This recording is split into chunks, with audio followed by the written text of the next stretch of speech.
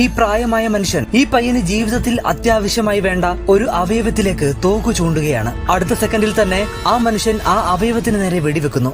അവൻ അനുഭവിക്കേണ്ടി വന്ന വേദന പുറത്തറിയിക്കാൻ പറ്റാത്തതായിരുന്നു. ഈ മനുഷ്യനാകട്ടെ സ്നൈപ്പർ ഉടൻ തന്നെ ഒളിപ്പിച്ചു വെച്ചതിനു ശേഷം ആ ഏരിയയെല്ലാം നോർമലാക്കി വെക്കുന്നു.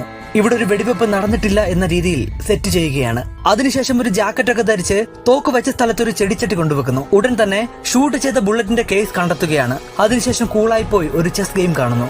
അടുത്ത നിമിഷം തന്നെ ഒരു ആംബുലൻസ് അവിടേക്ക് വരികയാണ്. ആ പയ്യന്റെ അവസ്ഥ കണ്ട് ശരിക്കും ഇവരെല്ലാം സന്തോഷിക്കുന്ന കാഴ്ചയാണ് നമുക്ക് കാണാൻ സാധിക്കുന്നത്. പിറ്റേ ദിവസം ഈ പ്രായമായ മനുഷ്യൻ സ്നൈപ്പർ ഗൺ ഉപയോഗിച്ചുകൊണ്ട് വേറൊരാളെ എയിം ചെയ്യുകയാണ്.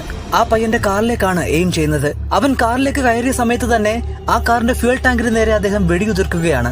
അതിശക്തമായ രീതിയിൽ ആ കാർ പൊട്ടിത്തെറിക്കുന്നു. ഈ രണ്ടുപേരുടെയും മരണവാർത്ത അറിഞ്ഞ് മൂന്നാമൻ പേടിച്ച് നിൽക്കുകയാണ്. ശരിക്കും ഈ പ്രായമായ മനുഷ്യന്റെ കൊച്ചുമകളെ ഈ 3 പേരും കൂടി റേപ്പ് ചെയ്ത് കൊന്നിരിക്കുന്നു.